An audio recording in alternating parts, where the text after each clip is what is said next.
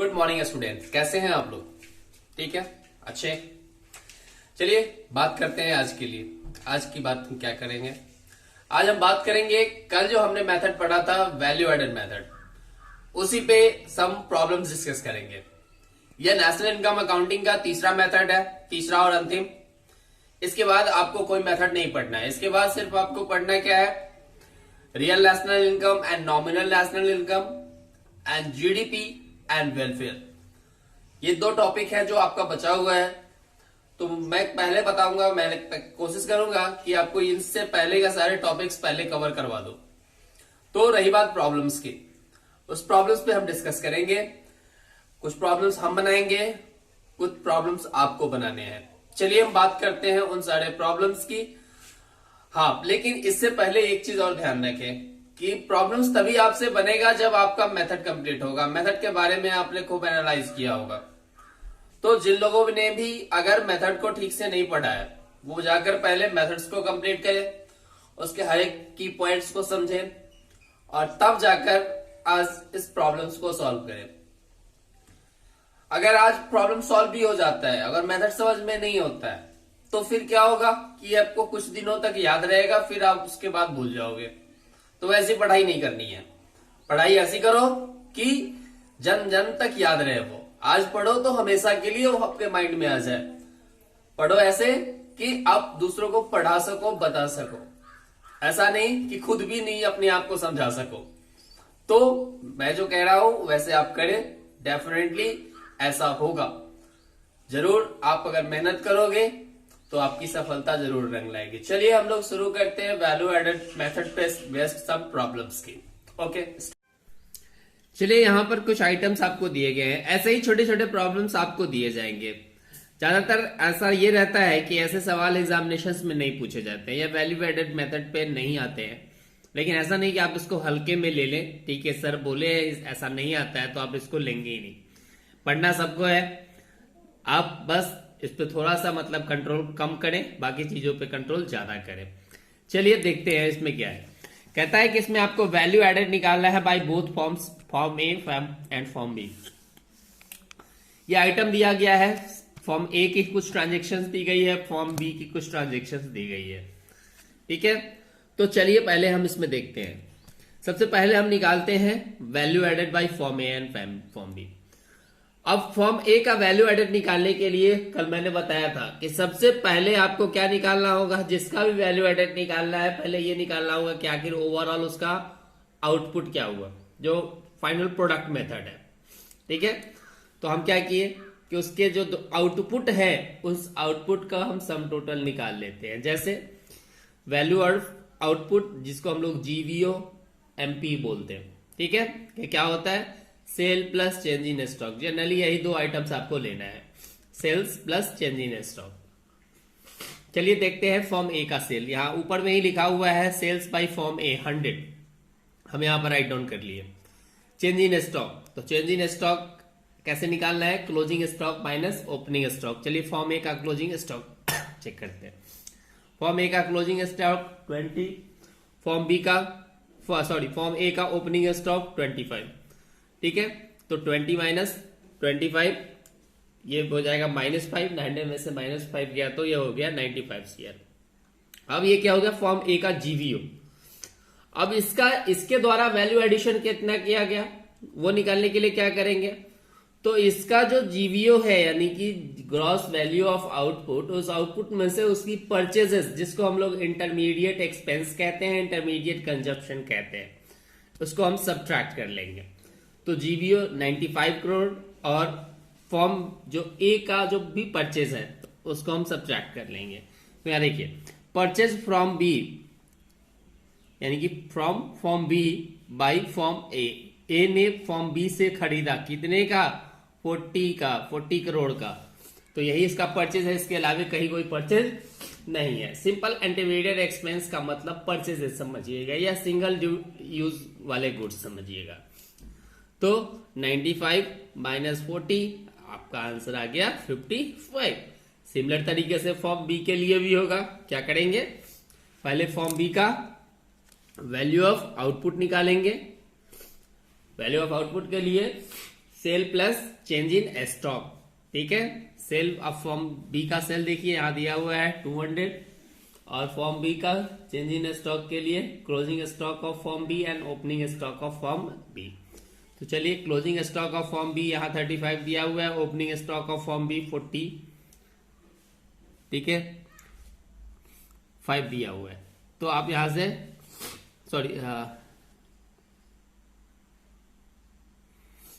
Closing stock of form B 35 दिया हुआ है और opening stock of form A B 45 दिया हुआ है। तो यहां से आप इसको डालें, 200 प्लस -10 हो जाएगा, 35 में से -45 गया तो -10, और ये सब्ट्रैक्ट करेंगे, हमारा आंसर आ गया 190। ओवरऑल पहले सवाल का हमारा आंसर आ चुका है, जो ए नंबर है, कि फॉर्म ए का जो जीवीए हुआ वो 55 हुआ और फॉर्म बी का जो जीवीए हुआ वो 190 हुआ। अब हमें क्या करना है, सॉरी, ये वैल्यू ऑफ आउटपुट आ गया। अब क्या करना है, हमको जीवीए निकालना है। तो value of output minus IC यानी कि परचेजेस, तो 190 इसका जीवीओ आ चुका है और आईसी हमारा 60 है, यानी कि परचेजेस। तो फॉर्म बी का जो परचेज है वो 60 है, तो 190 माइनस 60 हो गया 130। इस प्रकार से हमारा पहले नंबर ए का जो आंसर था GVA of form A and GVA of form B वो निकल चुका है। फॉर्म ए का जो जीवीए है वो 55 सीआर का है और फॉर्म बी का जो जीवीए है वो 130 सीआर का है। तो इस तरीके से हमारा पहला सवाल कंप्लीट।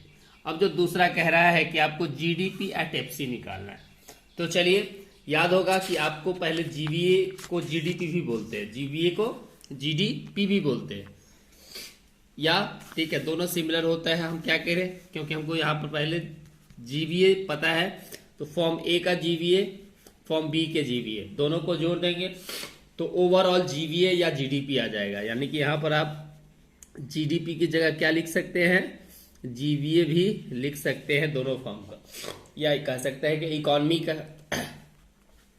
तो फॉर्म ए का जो जीवीए था वो 55 था और फॉर्म बी का जो जीवीए था वो आपको दिया गया था 130। दोनों को ऐड किए 185 सीआर। क्योंकि अब वो जीडीपी पता हो गया तो जीडीपी एफसी निकालना है with the help of GDP MP to FC minus NIT. अब ध्यान देंगे क्योंकि हमारे पास यहाँ गौर से देखेंगे, क्योंकि एनआईटी नहीं दिया गया है। Indirect taxes paid by both forms, तो एनआईटी निकालने के लिए क्या करेंगे, तो आईटी माइनस सब्सिडी, तो 30 माइनस 0। ध्यान से देखेंगे तो यहां पर हमने 30 माइनस 0 लिखा, 180 माइनस 30 माइनस 0, और ओवरऑल हमारा आंसर आ गया 155। तो इस तरीके से आपको सवाल बनाने होंगे, छोटे छोटे टुकड़ों में बनाने होंगे। चलिए, एक और सवाल है जिसमें हमें जीवीए निकालना है और नेशनल इनकम निकालना है। हमारे पास कुछ आइटम्स हैं। ये वैल्यू ऑफ आउटपुट आपको प्राइमरी, सेकेंडरी और टर्शियरी सेक्टर का दिया हुआ है। Value of IC primary, secondary, tertiary का है, और कुछ और सारे एग्रीगेट्स दिए गए हैं। चलिए, इस पे हम डिस्कस करते हैं।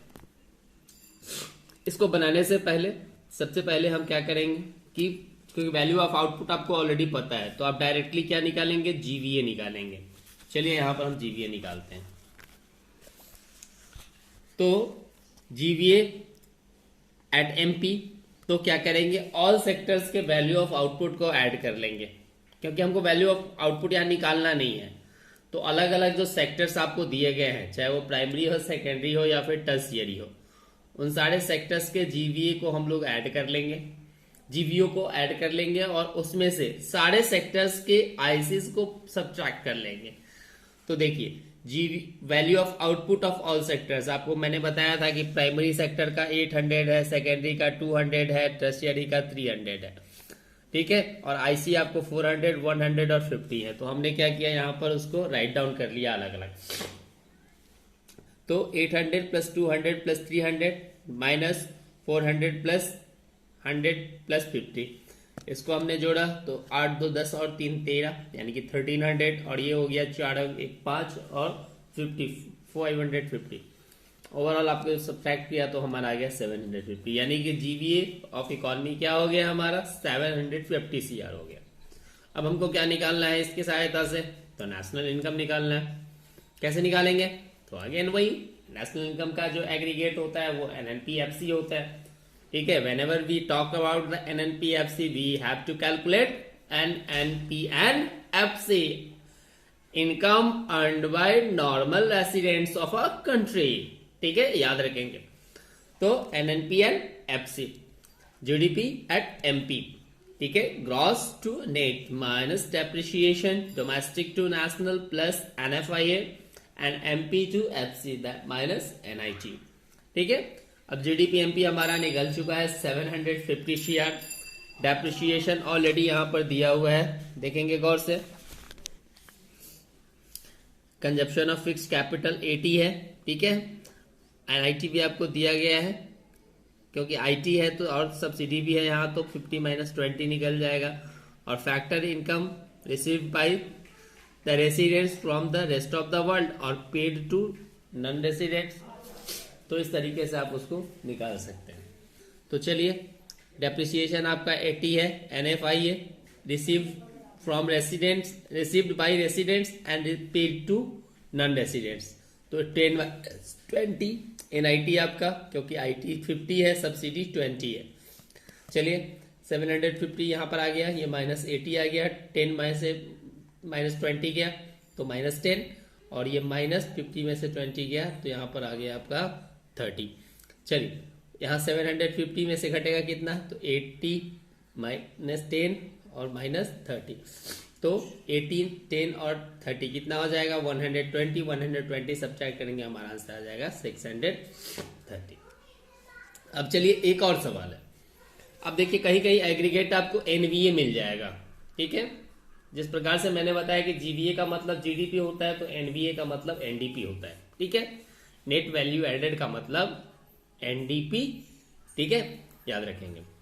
तो यहाँ पर कुछ आइटम दिया हुआ है कि आपको प्रॉब्लम ना हो, तो कम से कम आपको प्रॉब्लम हो, इसलिए मैं कोशिश करता हूँ हर एक प्रकार के प्रॉब्लम्स के साथ आपको डील करा दो। चलिए यहाँ पर दिया हुआ है durable use producer goods with a life span of 10 years, और सिंगल यूज प्रोड्यूसर गुड्स, ठीक है, सेल्स है, अनसोल्ड आउटपुट है, टैक्स ऑन प्रोडक्शन है।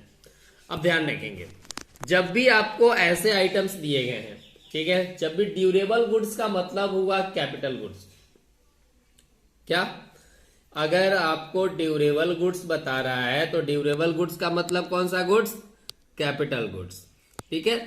और सिंगल यूज गुड्स का मतलब raw material, single use goods का मतलब रॉ मटेरियल, याद रखेंगे। ड्यूरेबल गुड्स तो कैपिटल गुड्स, और सिंगल यूज गुड्स का मतलब capital goods, sorry raw material.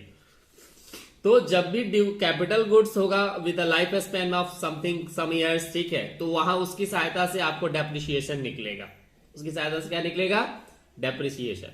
और जो सिंगल यूज गुड्स होंगे उसकी सहायता से आप उसमें से वो IC का यूज करता है, ठीक है, या कह सकते हैं वो IC के रूप में यूज आता है, तो ध्यान रखेंगे। तो हम क्या किए, वैल्यू ऑफ आउटपुट निकाले, sales plus change in stock. Sales आपको दिया गया है यहाँ पर 20, और चेंज इन स्टॉक आपको दिया गया है कितना, देखिए जो अनसोल्ड आउटपुट होता है, ठीक है, सेल का मतलब कि इंटायर ईयर में, पूरे साल में जो आउटपुट बिका, और उस साल में जो आउटपुट रिमेन अनसोल्ड रह गया, उसे हम लोग कहते हैं चेंज इन स्टॉक, यानी कि क्लोजिंग माइनस ओपनिंग। तो सेल्स आपका 20 है और अनसोल्ड आउटपुट आपका क्या है 2 है, तो 20 + 2 22, ठीक है, ध्यान रखें। अब वैल्यू ऑफ आउटपुट आ गया, यानी कि GVO आ गया। अब आपको क्या निकालना है, GVA निकालना है। तो GVO से, ठीक है, GVA तो क्या करेंगे, जो भी परचेजेस है उसको घटा देंगे। तो GVO हमारा 22 है और परचेजेस कितना है 5 है। कहां से परचेज नजर आया, तो जो हमारा सिंगल यूज प्रोड्यूसर गुड्स है यही हमारा क्या हो जाएगा, ध्यान से रखेंगे, IC। तो 22 में से 5 गया, कितना आ गया 70। अब क्या करना है, अब हमें निकालना है NVA, ठीक है, net value added. Net value added निकालना है with the help of GVA, ठीक है, यहां दिया गया है gross to net minus depreciation, value ठीक ही है, MP to FC minus NIT। चलिए, तो GVA हमारा यहां पर निकल चुका है 17, डेप्रिसिएशन हमारा दिया हुआ है 1। कैसे निकाले डेप्रिसिएशन 1, दिया हुआ नहीं है, जो भी हमारा ड्यूरेबल गुड्स है, ड्यूरेबल यूज गुड्स जो है with life span of 10 years, तो जितने का उसकी वैल्यू है यानी कि वैल्यू बाय उसका लाइफ स्पैन, क्योंकि डेप्रिसिएशन ऑलवेज जो कैलकुलेट होता है वो एनुअल होता है। डेप्रिसिएशन किस रेट पे कैलकुलेट होता है? एनुअल रेट पे। तो एक गुड्स है जो प्रोड्यूसर गुड्स है, ड्यूरेबल गुड्स यूज है उसका, जो कितने साल चलेगा? 10 साल चलेगा, और उसकी वैल्यू कितनी है? 10 करोड़। यानी कि 10 साल चलेगा, यानी कि प्रत्येक साल उसकी वैल्यू कितनी डेप्रिशिएट करेगी? 1 करोड़ से डेप्रिशिएट करेगी, तब जाकर वो 10 साल में कंप्लीटली डेप्रिशिएट हो जाएगा। तो हमने यहाँ पर टोटल उसकी जो वैल्यू हो गई, वैल्यू बाई लाइफ स्पैन क्या कर लिए? डेप्रिशिएशन जो एनुअल निकला, और आपको एनआईटी, क्योंकि सब्सिडी नहीं है तो आईटी माइनस, ठीक है, सब्सिडी। तो यहां से हमने क्या किया? जीवी आपको 17 है, डेप्रिशिएशन आपको दिया हुआ है 1, ठीक है, निकाले हैं सो, और एनआईटी आईटी माइनस सब्सिडी यानी कि 1 माइनस 0 1 आ जाएगा। ओवरऑल हम इसको सॉर्ट करेंगे 15 आ जाएगा। चलिए, तो इतना सारा प्रॉब्लम्स हमको बताए, ठीक है, हम जितने प्रॉब्लम्स बताए वो काफी है, सफिशिएंट है आपके लिए। अब आप क्या करोगे? आप इसको पहले तो देखोगे, पहले समझोगे, उसके बाद जब आप इसको समझ लोगे बढ़िया से, तब आप क्या करोगे? आप भी 4-5 प्रॉब्लम्स, 10 प्रॉब्लम्स, जितने प्रॉब्लम्स आपको मिले, ठीक है, उन सारे प्रॉब्लम्स को सॉल्व करोगे। जब तक आप खुद से सॉल्व ना करोगे, ध्यान रखिए, सॉल्व करते समय आप पीछे पलट पलट कर ना देखें कि सर कैसे बनाया, सर कैसे बनाया, नहीं, आप पहले एक बार क्लियर करके देख लो, और उसके बाद आप खुद से सॉल्व करो और बनाओ। अगर सॉल्व नहीं हो रहा है, फिर से आप देखो, फिर से समझो, और तब जाकर आप बनाने पे आओ, ठीक है। चलिए, हम आशा करेंगे कि आप इसको करेंगे, आप इसको समझेंगे, बनाएंगे, जितना अच्छा से कोशिश करेंगे उतनी अच्छी से सफलता पाएंगे। चलिए, तब तक के लिए इतना ही। आप घर पे रहें, सुरक्षित रहें। Okay, take care and bye.